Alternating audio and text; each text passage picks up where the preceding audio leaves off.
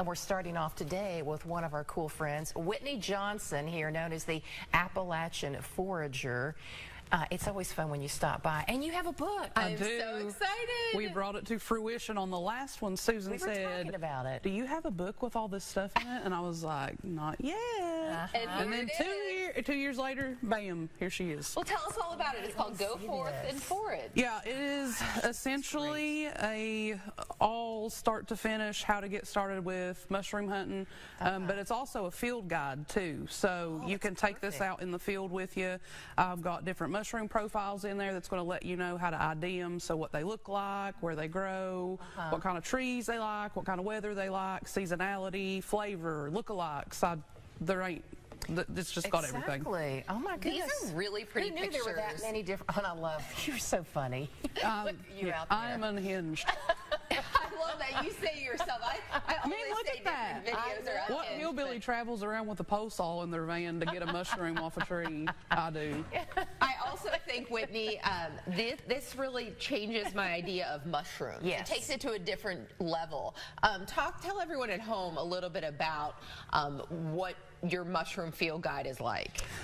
So when people ask me what separates mine from the others, I think about what I like, and I'm just a down-home, like, hillbilly, nothing fancy.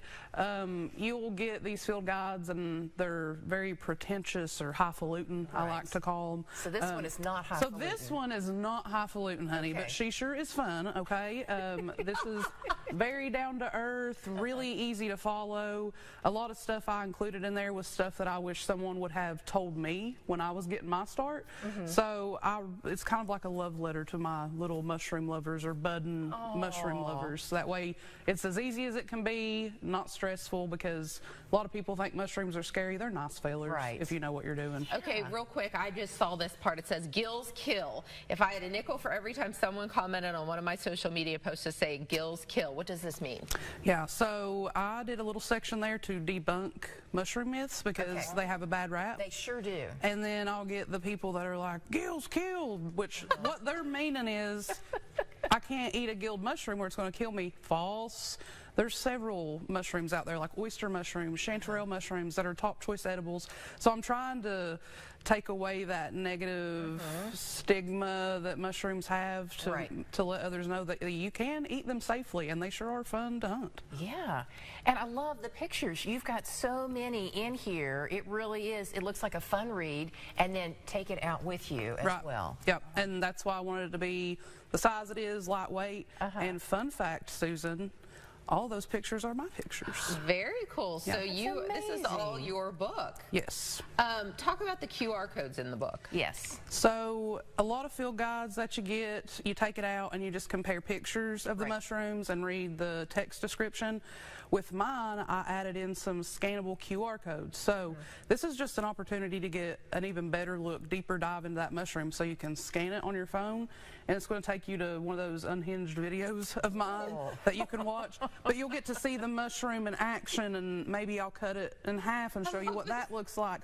Or I'm frying them up in my kitchen, because there's recipes in there too. Oh, really? And a lot of the recipe pages will also have a QR code that you can scan to watch me make said recipe that is on that page. White and black trumpet pizza. That sounds great. Is it amazing? Oh my goodness. Black trumpets are so good. They're a type of chanterelle-ish mushroom, but they're super smoky and earthy, and I love them. They go well with all things like cream cheese. Ooh. All things like cream cheese. I think cream cheese does go better than that. Right. You know, you need to come back and cook with us. I know. Make one of your recipes. I know. I was trying to think about doing something today, but I was like, I'm very extra in the kitchen when it comes to my mushrooms, and I don't think you have a segment long enough to capture all of that. We could do a whole hour. Yeah, we can. A whole hour just with Whitney here. Yeah, cooking shrooms with Whitney. I think that would be fun.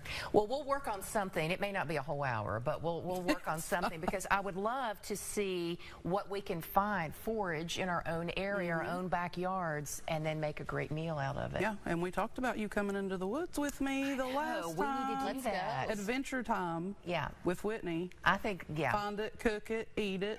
Find it. I mean, I'm just basically giving you all a new segment for this studio. So, Hey, Whitney, where can we get your book? as of right now, it hasn't been physically released. The physical release is March 25th, but you can get it on Amazon, Books A Million, Barnes & Noble. Okay.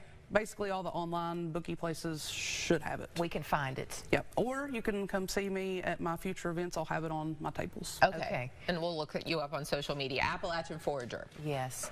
Well, Whitney, this is always fun to talk with you, and we are so proud of you. Congratulations on the book. Thank you so It's much. great. And thanks for having me again, and then we'll go hit the woods. We and will. hit the Next time we'll kitchen. meet you in the woods. Yes, we will. We'll bring the book, or you bring the book. Okay. Yeah.